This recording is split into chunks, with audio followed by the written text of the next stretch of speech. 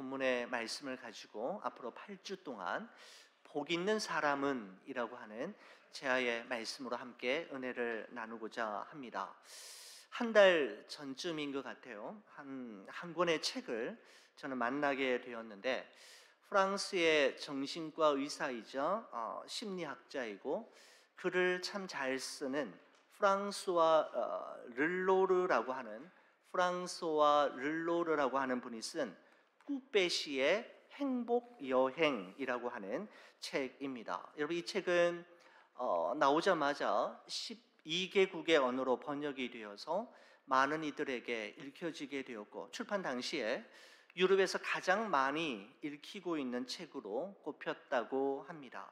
여러분, 이 소설의 주인공인 꾸베라고 하는 인물은 파리 시내 중심가에 진료실을 갖고 있는 자타가 공인하는 정신과 의사입니다. 그가 정신과 의사로서 일을 하면서 참 이해가 되지 않는 일들이 참 많이 있었는데, 그 중에 하나는 이런 것이었습니다. 자신의 진료실이 있는 지역에 사는 사람들은 이 세상 그 어느 곳에 사는 사람들보다 좋은 것을 넉넉하게 가지고 있었고, 다른 지역에 사는 사람들보다 더 많은 혜택과 행운을 누리고 있는 사람이었지만, 그 지역에는 다른 모든 지역을 합친 것보다 더 많은 정신과 의사들이 모여 있다라고 하는 사실이 자기에게는 참 이해하기 힘들었고 흥미로운 사실이기도 했습니다. 그곳에는 매달 새로운 의사들이 새로운 진료실을 내고 있었고, 상담과 치유를 원하는 많은 이들이 날마다 넘쳐났는데, 이들은 대부분 자기가 무척 불행하다라고 생각하는 이들이었습니다. 그런 어느 날이었습니다. 꾸베 씨는 진료실의 문을 닫고 큰 결단을 하게 되는데, 여행을 가는 것이었습니다.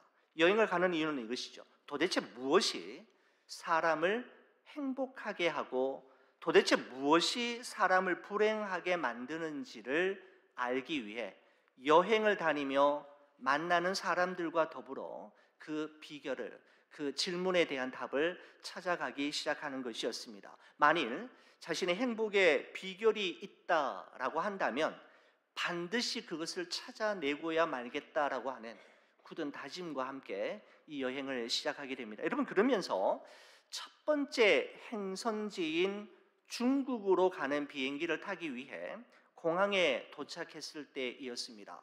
공항에 도착하자마자 항공사 직원이 그를 맞이하면서 뜻밖의 기쁜 소식 하나를 전하는데, 그것은 비행기의 탑승객이 예상외로 너무 많아서 주인공이 이미 예약했던 이코노미석을 비즈니스석으로 업그레이드 해주겠다라고 하는 소식이었습니다. 그 소식을 듣는 순간에 너무너무 기뻤던 것이죠. 여러분, 혹시 비즈니스석 자리 한번 타보신 적이 있으십니까? 전 아직 한 번도 없습니다만은, 여러분, 그게 그렇게 좋습니까? 과연 비즈니스석에 앉은 이 의사가 깜짝 놀랐죠. 다리를 쭉 뻗을 수 있는 넉넉한 공간과 보통 이코노미석에서는 경험할 수 없었던 특별한 서비스가 제공되고 있었다라는 사실을 그제서야 알게 된 것입니다. 너무나도 행복했던 것이죠. 이제 주위 분위기가, 비행기 안에서의 분위기가 어느 정도 익어갈 무렵에 옆 좌석에 앉아있는 한 사람을 발견하고 인사를 나누며 이런저런 이야기를 나누다가 결국 이런 말을 하게 됩니다. 근데 정말 비즈니스석은 비즈니스석이네요. 너무 좋네요. 좌석이, 의자가 너무너무 편하지 않습니까? 라고 물었더니 그 사람이 이렇게 이야기하는 것이었습니다. 이 의자는 퍼스트 클래스보다 훨씬 더 뒤로 눕혀지지 않기 때문에 저는 너무나도 불편합니다 라고 퉁명스럽게 이야기하는 것이었습니다. 원래 이 사람은 늘 퍼스트 클래스를 타는 사람인데, 오늘 어찌된 영문인지 그 클래스를 타지 못하고 비즈니스석에 앉는 순간 그 전 좌석과 비교가 되었기 때문에 그는 오히려 이 자리가 너무나도 불편하게 느껴졌던 것입니다. 그때 이 꾸빼시는 자신의 노트를 꺼내어서 기록을 하지요. 이렇게 남깁니다. 배움 넘버 원, 행복의 첫 번째 비결은 자신을 다른 사람과 비교하지 않는 것이다 라고 기록하는 것입니다. 여러분, 소설이 이렇게 해서 계속 진행이 됩니다. 만나는 사람들과의 대화, 뜻밖의 어떤 사건들을 경험하게 되면서 행복은 어떻게 주어지게 되는 것인가, 나는 어떻게 행복하게 살아갈 수 있는가에 대한 비결이 이 책에 기록되어 있는 것을 보실 수가 있습니다. 여러분, 일반적으로 세상에서 말하는 행복, 세상 사람들이 느끼는 행복이라는 것은 거의 대부분 조건적이고 상대적인 행복입니다. 사람들은 많아야 행복하고 위로 올라가야 행복하며 남들보다 잘되고 남들보다 좋은 것을 더 많이 가지고 있어야 행복감을 느낍니다. 여러분, 하지만 이러한 조건적인 행복이 가지고 있는 치명적인 약점과 한계가 있다면 그것은 조건이 충족되지 못하면 그 행복도 한순간에 사라지고 만다라는 사실입니다. 사람이 많이 모여서 행복했다면 사람이 조금이라도 줄어들면 불행합니다. 돈을 많이 벌어서 행복했다면, 돈이 많아서 행복했다면 돈이 없어지면 절망하게 되지요. 남들보다 더 높이 더 빨리 올라가서 행복했다면 조금이라도 내려오게 되면 세상 살 맛을 잃어버리게 되는 것이 세상 사람들의 모습입니다. 여러분, 하지만 예수님께서는 이 모든 조건과 상황, 시간과 공간을 초월하는 진정한 복이 있다라고 하는 사실을 오늘 산상수훈의 팔복을 통해서 우리 그리스도인들에게 소개하고 계십니다. 저는 여러분과 함께 우리 2024년의 마지막을 예수님의 산상수훈 중 팔복 8가지 복을 여러분과 함께 나누면서 복 있는 사람은 누구이며 어떤 사람인지, 그리고 복 있는 사람은 복 있는 사람으로 살아가기 위해 우리가 결단해야 하고 우리가 노력해야 할 일들은 무엇인지 예수님의 말씀 속에서 한번 답을 찾아보기를 원합니다. 여러분, 복 있는 사람은 이라고 할 때 저는 가장 먼저 떠오르는 성경 구절이 있다면 시편 1편 1절의 말씀입니다. 이런 말씀이죠. 복 있는 사람은 악인들의 꾀를 따르지 아니하며 죄인들의 길에 서지 아니하며 오만한 자들의 자리에 앉지 아니하고 라는 말씀입니다. 시편 150편을 활짝 여는 마스터 키와 같은 역할이 바로 시편 1편 1절의 말씀이라고 할 수가 있습니다.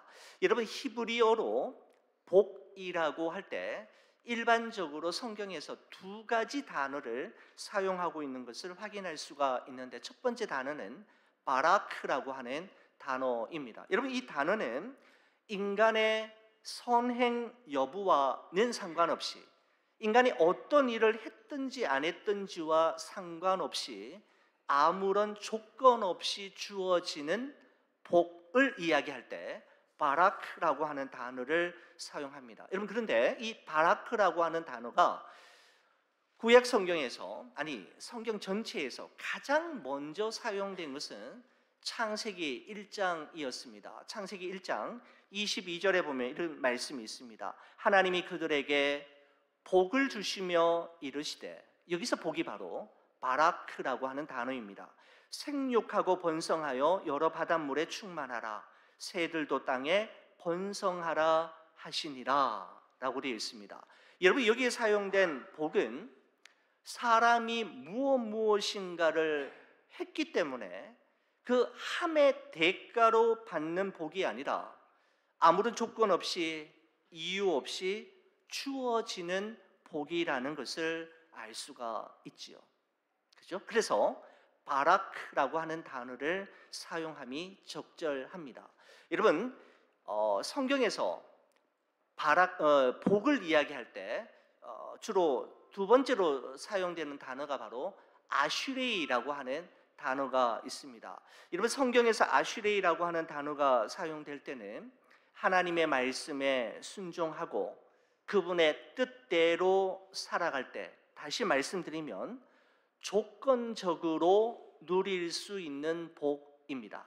말씀에 순종해야 하고요, 하나님의 뜻대로 살아갈 때 주어지는, 그 조건이 갖추어졌을 때 임하게 되고 누리게 되는 복을 이야기할 때는 아슈레이라고 하는 히브리 단어를 사용한다라는 것이죠. 여러분 기억하시겠습니까? 바라크의 복은 조건 없이 주어지는 복이라면 아슈레이의 복은 무엇입니까? 조건적으로 누리는 복, 그죠? 이라고 할 수가 있습니다. 여러분, 그렇습니다. 주어진 복을 잘 누리는 것도 복입니다. 전도서 6장 2절의 말씀에 보면 이런 말씀이 있죠. 어떤 사람은 그의 영혼이 바라는 모든 소원에 부족함이 없어 재물과 부요와 존귀를 하나님께 받았으나 하나님께서 그가 그것을 누리도록 허락하지 아니하셨으므로 다른 사람이 누리나니 이것도 헛되어 악한 병이로다라고 말씀하고 있습니다. 여러분, 그렇죠? 하나님께서 복을 주셨지만, 하나님으로부터 복을 받았지만 그 복을 누리지 못한다면 무슨 소용이 있겠습니까? 복을 주시는 분도 하나님이시고 주신 복을 누릴 수 있게 하시는 분도 하나님이시라는 사실을 우리는 말씀을 통해서 확인할 수가 있는 것이죠. 여러분, 그렇다면 여러분께 질문을 한번 드려보겠습니다. 시편 1편 1절에 나오는 복 있는 사람은 이라고 할 때 이 복은 어떤 복을 이야기하는 걸까요? 바라크의 복일까요? 아니면은 아슈레이의 복일까요? 맞습니다. 아슈레이의 복입니다. 조건적인 복입니다. 여러분, 왜냐하면 그 다음에 나오는 악인들의 꾀를 따르지 않아야 하고 죄인들의 길에 서지 않아야 하며 오만한 자들의 자리에 앉지 않아야 받을 수 있는, 누릴 수 있는 복이기 때문이죠. 또한 여호와의 율법을 즐거워하며 그의 율법을 주야로 묵상하는 자가 누릴 수 있는 복이기에 복 있는 사람은 이라고 할 때 그 복은 아슈레이의 복임에 분명합니다. 여러분, 히브리어 원문에도 확인을 했더니 바라크가 아니라 아슈레이라고 기록되어 있는 것을 확인할 수 있었습니다. 여러분, 그렇다면 여러분에게 한 가지 더 질문을 드리겠습니다. 오늘 예수님께서 산상수훈 8복을 말씀하시면서 심령이 가난한 자는 복이 있나니, 애통하는 자는 복이 있나니, 온유한 자는 복이 있나니 라고 하실 때 소개되고 있는 복은 어떤 복일까요? 여러분, 어떻게 이렇게 여러분, 예수님께서 말씀하신 게 복이 그죠? 심령이 가난한 자는 복이 있나니라고 할 때 그 복을 신약 성경이니까 헬라어로 기록이 되어 있는데 마카리오스라고 하는 단어를 쓰고 있습니다. 여러분, 이 단어를 히브리어로 굳이 번역을 한다면 학자들은 이 마카리오스에 더 가까운 단어는 아슈레이라고 하는 조건적인 복이라는 사실을 우리에게 이야기하고 있습니다. 그렇죠. 우리의 심령이 가난해야 천국을 경험할 수 있고 애통하는 마음이 있어야만 하나님의 위로를 받을 수 있으며 온유한 사람이어야 땅을 기업으로 받을 수 있기 때문인 것입니다. 바라기는 우리 이 팔복의 말씀을 여러분과 제가 함께 나누고 묵상하면서 하나님이 주시는 바라크의 복과 아슈레의 복이, 그리고 마카리오스의 복이 여러분과 저의 삶 속에 풍성하게 임하는 것을 경험하게 되시기를 간절히 축원을 드립니다. 자, 그러면 이제 말씀 속으로 한 걸음 더 들어가 보도록 하겠습니다. 자, 여러분, 예수님의 산상수훈은 마태복음 5장 1절과 2절에 다음과 같은 말씀으로 시작이 됩니다. 성경책 한번 보시겠습니까? 예수께서 무리를 보시고 산에 올라가 앉으시니 제자들이 나온지라 입을 열어 가르쳐 이르시되 라는 말씀입니다. 우리 이 두 절의 말씀을 통해서 두 가지 소중한 정보를 얻을 수가 있습니다. 먼저는 예수님께서 이 팔복을 누구에게 하신 말씀인지, 누구를 대상으로 가르치신 말씀인지를 알 수가 있는데, 무리가 아닌 제자들이라는 사실을 알 수가 있습니다. 무리들에게 하신 말씀이 아니라 제자들에게 하신 말씀이라는 것이죠. 여러분, 그래서 보십시오. 예수께서 무리를 보시고 산에 올라가 앉으시니 제자들이 나온지라, 그리고 그 제자들에게 입을 열어 가르쳐 이르셨다라고 이 말씀을 해석하는 것이 적절하다라고 생각이 됩니다. 여러분, 그렇습니다. 이 산상수훈 팔복은 예수님께서 무리가 아닌 제자들에게 하신 말씀입니다. 또 하나의 정보는 말씀하신 장소가 어디인가라는 것이죠. 이렇게 돼 있죠. 산에 올라가 앉으시니 어디에 있습니까?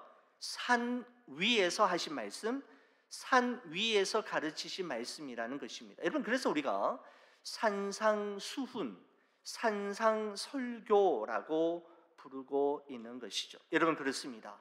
정리하면 이렇습니다. 예수님의 산상수훈 팔복은 무리를 떠나 산 위에까지 올라온 제자들에게 하신 말씀입니다.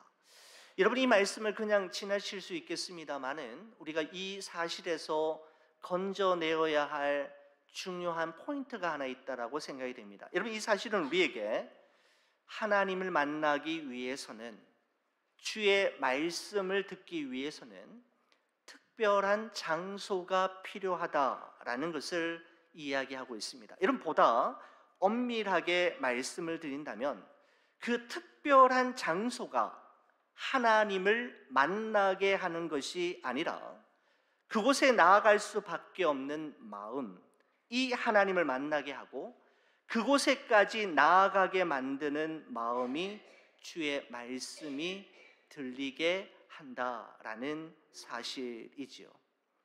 그곳에까지 나아갈 수밖에 없는 마음, 산 위에까지 예수님을 따라 올라가게끔 만들었던 그 마음이 있었기에 그 마음 때문에 예수님께서는 그들에게 산상수훈의 주옥 같은 말씀을 전해 주셨던 것입니다.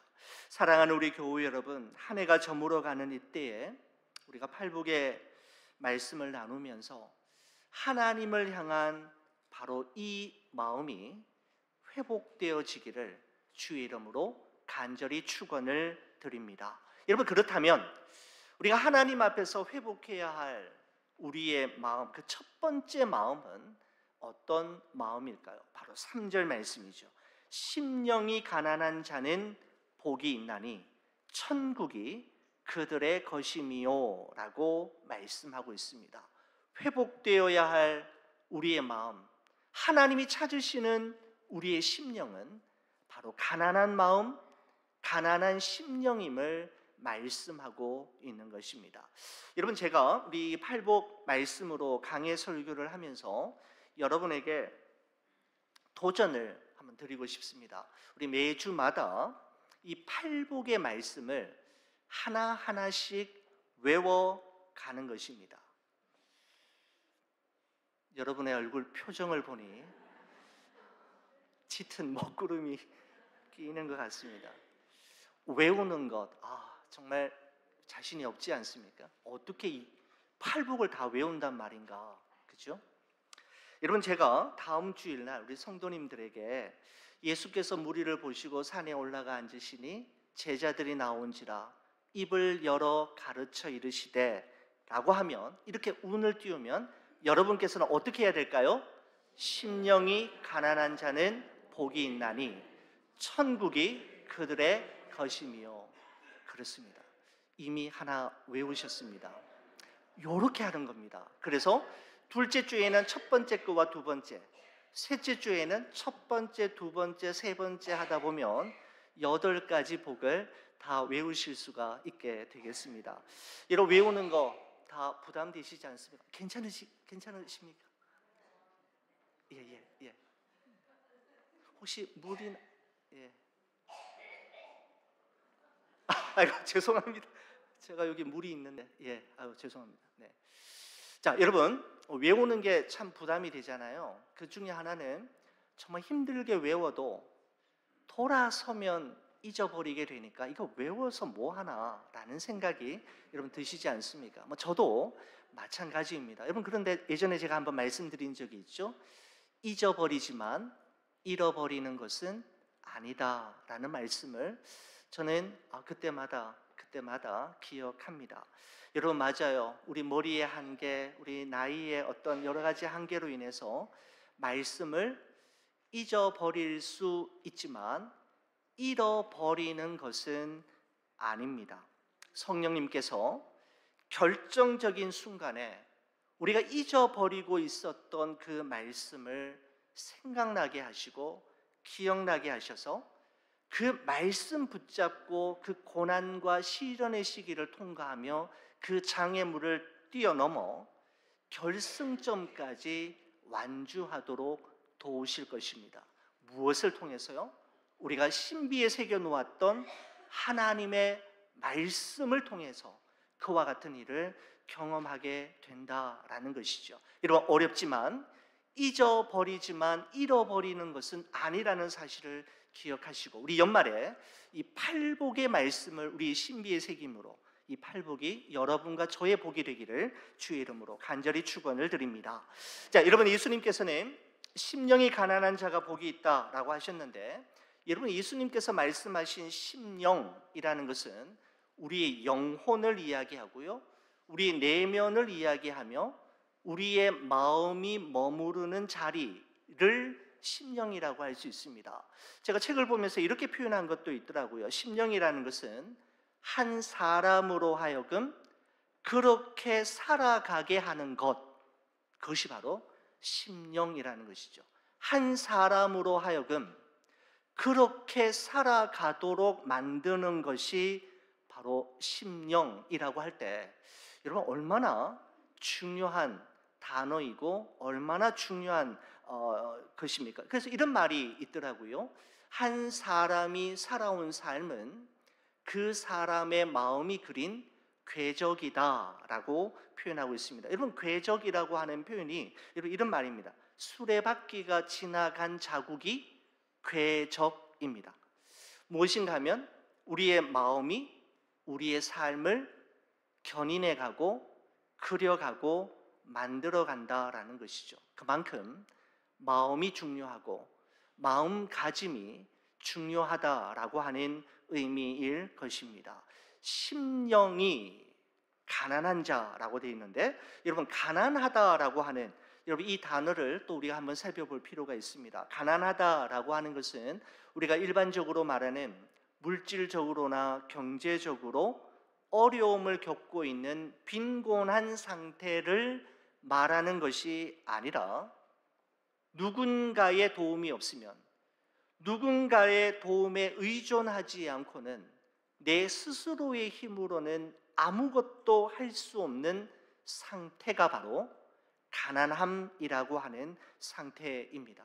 내 힘과 능력으로는 내 삶을 더 이상 건사할 수도 없고 영위할 수도 없는 상태를 말하며 더 이상 버틸 수 없는 마지노선에 다다른 그 상황이 바로 가난하다, 가난이라고 하는 단어를 통해 예수님께서 말씀하신 것입니다. 여러분 그래서 심령이 가난한 사람이라는 것은 더 이상 자기 자신을 신뢰하지 않고 오직 하나님만을 의존하는 사람을 이야기하며 나의 소망과 희망이 오직 하나님께 있음을 그는 분명히 알기에 하나님만을 바라보고 하나님 안에 거하는 사람이 바로 심령이 가난한 사람이다 라고 예수님께서 말씀하신 것입니다. 여러분 그렇습니다. 새들은 하늘에서 자유롭고 물고기는 물 속에서 자유로울 수 있습니다.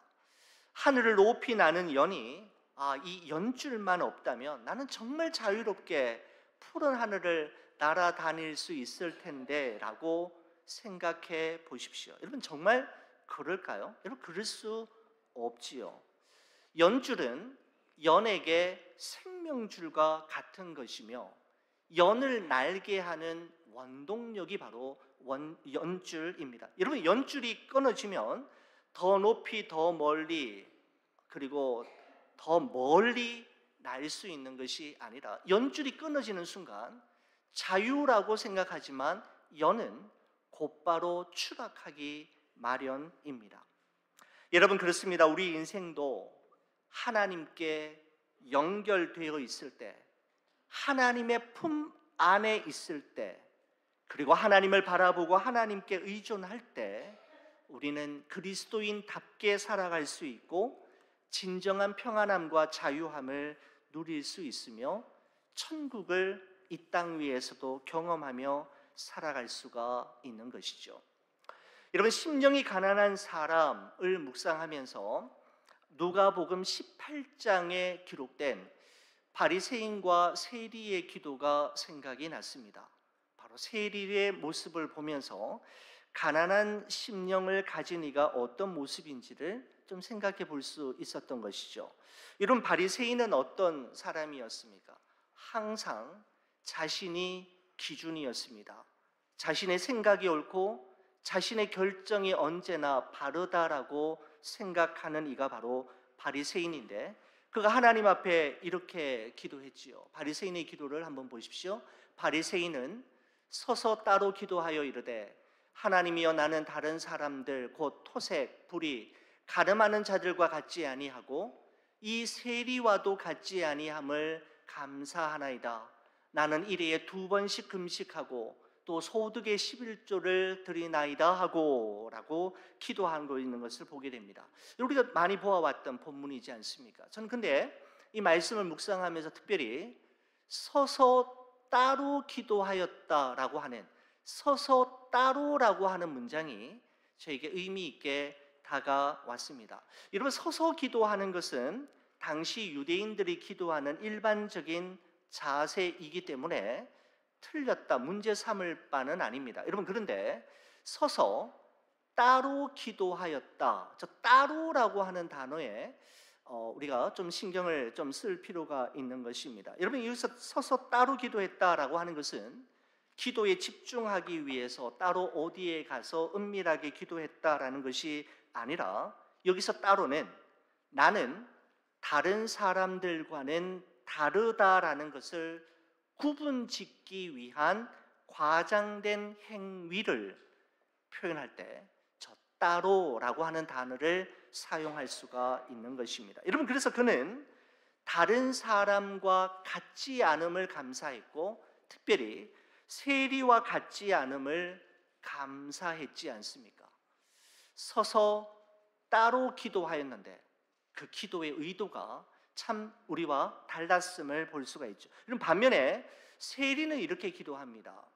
세리는 멀리 서서 감히 눈을 들어 하늘을 쳐다보지도 못하고 다만 가슴을 치며 이르되 하나님이여 불쌍히 여기소서 나는 죄인으로소이다 하고 이다 하셨느니라 라고 기록하고 있습니다. 자 여기 보십시오. 멀리 서서라고 표현하고 있는 것을 보게 됩니다. 아까 바리새인이 기도할 때는 서서 따로 서서 기도했는데 세리는 멀리 서서 기도했다라고 표현하고 있는 것이죠. 이거 왜 이랬을까요? 세리는 자기 자신의 삶을 자기 자신의 모습을 돌아볼 때 바리새인처럼 하나님 앞에 당당히 나아갈 만한 아무런 자격도 발견할 수 없었고 하나님 앞에 나아갈 만한 자신이 없었던 것입니다. 그는 하나님 앞에 돌이킬 수 없는 아니 용서받을 수 없는 죄인이라는 사실을 깨닫게 되었을 때 그의 심령은 가난한 심령이 되었고 그는 하나님 앞에 멀리 서서 기도할 수밖에 없었지만 가장 가까이에서 그의 기도를 들으시는 하나님을 그는 경험하게 되었을 것입니다. 멀리 서서 감히 눈을 들어 하늘을 쳐다보지도 못한 채 참으로 가난한 심령으로 자신의 가슴만 치고 있을 때 그의 입에서 나온 그의 기도는 참으로 간단했습니다. 하나님이여 불쌍히 여기소서, 나는 죄인이로소이다. 전부이었습니다. 바리새인의 청산 유수와도 같은 기도에 비해 세리의 기도는 그 기도의 분량이나 내용면으로 볼 때 비교가 되지 않을 정도로 너무나도 빈약한 기도였지만 예수님 보시기에는 이 두 사람의 기도 가운데 이 두 사람의 기도를 어떻게 보셨을까요? 누가복음 18장 14절에 보면 이렇게 예수님께서 결론적으로 말씀하셨습니다. 무릇 자기를 높이는 자는 낮아지고 자기를 낮추는 자는 높아지리라 라고 말씀하셨습니다. 바리새인은 자기가 세리 같지 않음을 하나님께 감사했지만 예수님은 이 바리새인이 그 세리 같지 않음을 안타깝게 생각하시면서 심령이 가난한 세리의 기도를 받으시는 것을 볼 수가 있는 것이죠. 하나님 앞에서 자신이 정말 죄인이라는 사실을 고백함으로 자기를 낮추는 사람, 사람을 의지하거나 의존하지 않고 하나님만을 바라보는 사람, 나의 소망은 오직 하나님께 있음을 확신하고 있기에 하나님께 자신의 모든 것을 거는 사람이 바로 심령이 가난한 사람이고, 심령이 가난한 사람의 기도를 하나님께서 들으시고 가장 좋은 것으로 응답하시며 채우시는 것을 볼 수가 있습니다. 여러분, 저는 이 팔복의 말씀을 준비하면서 여러 가지 책들을 보고 참고하면서 팔복 가운데서 특별히 심령이 가난한 자는 복이 있나니라고 하는 이 말씀을 첫 번째 복으로 그 첫 번째 자리에 배치한 이유가 무엇일까에 대해서 예수님의 의도가 있었을 것이다 라고 하는 글을 본 적이 있습니다. 왜 예수님께서는 심령이 가난한 자가 복이 있다라고 하는 표현을 팔복 중에서 첫 번째 자리에 배치를 하셨던 걸까요? 여러분, 이 복은 나머지 7가지 복을 담는 그릇과도 같은 것이기 때문이다 라고 하는 표현에 저는 동의하였습니다. 하나님께서 우리에게 주시는 복을 받기 위해서는 무엇보다도 우리의 심령이 비워져 있어야 하고 이루 말할 수 없을 정도로 가난해져 있어야 그 그릇 안에 나머지 7가지 복도 담겨질 수 있다라고 하는 의미일 것입니다. 여러분, 하나님의 사람들은 계속해서 무엇인가를 더 얻고 더 받고 더 채움으로 위대해진 것이 아니라 끊임없이 비우고 버리고 과감하게 떠남으로 위대한 신앙의 발자취를 남길 수 있었던 것입니다. 여러분, 예수님께서는 우리의 심령이 가난하게 되고 깨끗하게 비워지게 될 때 그 안에 하나님의 나라 천국이 임하게 될 것이라고 말씀하셨습니다. 여러분, 그래서 심령이 가난한 자는 복이 있나니 천국이 그들의 것이미요 라고 말씀하신 것이죠. 여러분, 예수님께서 말씀하신 이 천국은 우리가 이 세상에서의 삶을 마치고 죽어서 가는 저 하늘나라, 장소적인 개념의 천국이라기보다는 여기서 말씀하고 있는 천국이라는 것은 하나님의 다스리심과 통치를 받는 모든 영역을 이야기하고 하나님의 함께 하심으로 말미암아 주어지는 하늘의 평강과 또한 위로, 자유함을 의미한다 할 수가 있겠습니다. 여러분, 그렇습니다. 이러한 마음의 천국은 심령이 가난하지 않고는 결단코 경험할 수 없으며 심령이 가난한 사람들에게만 임하게 되는 축복이라고 예수님은 말씀하셨습니다. 사랑하는 우리 교우 여러분, 요즘 우리의 마음, 우리의 심령은 어떻습니까? 충만하십니까? 아니면 공허하십니까? 감사와 기쁨이 넘치십니까? 아니면 불안하고 초조하고 두려움으로 가득하십니까? 여러분, 우리의 심령은 세상에 있는 것들로는 결단코 채워지지 않습니다. 하나님만으로 채워질 수 있고 하나님께서만 채워주실 수 있는 것이죠. 우리가 이 연말이 한 해를 마무리하면서 우리가 이제 지내면서 목마른 사슴이 시냇물을 찾기에 갈급함 같이 우리가 정말 하나님을 바라고 하나님을 찾음으로 가난한 우리의 심령 속에 임하는 하늘로부터 임하는 하나님의 평안과 위로 그리고 그 자유함이 넘쳐나게 되시기를 우리 주의 이름으로 간절히 축원을 드립니다. 우리 다 함께 기도하시겠습니다. 주님께서 말씀하신 우리 팔복의 그 첫 번째 복을 함께 나누었습니다. 심령이 가난한 자는 복이 있나니 천국이 그들의 것이며 목마른 우리의 영혼을 주님의 사랑으로 채우시고 가난한 심령 가운데 임하는 천국을 경험하며 살아가는 우리 모두가 되게 하여 주시옵소서.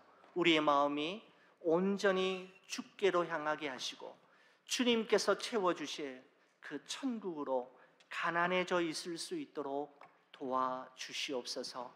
우리의 마음을, 우리의 심령을 주님께 올려드리오며 우리 주 예수 그리스도의 이름으로 기도 올리옵나이다. 아멘.